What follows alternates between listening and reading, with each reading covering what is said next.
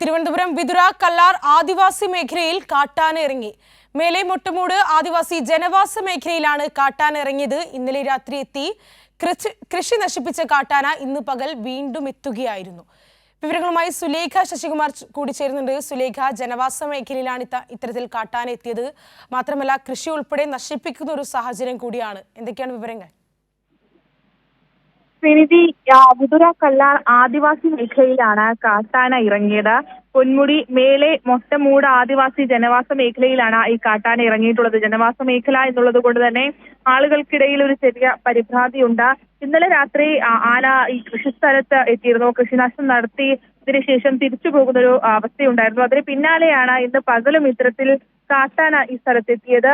ആദിവാസി മേഖലയിലെ ആളുകൾ പടക്കം പൊട്ടിച്ച് ആനയെ ഓടിക്കാനുള്ള ഒരു ശ്രമം നടത്തുന്നുണ്ട്. അതിനൊപ്പം തന്നെ വനംവകുപ്പിനെ ഈ വിവരം അറിയിച്ചിട്ടുണ്ട്. വനംവകുപ്പ് ഉദ്യോഗസ്ഥരൊക്കെ തന്നെയും എത്തിയതിനു ശേഷമായിരിക്കും ആനയെ ഈ സ്ഥലത്ത് നിന്ന് തുരത്തുക എന്നുള്ളത് തന്നെയാണ് ശ്രീനിധി.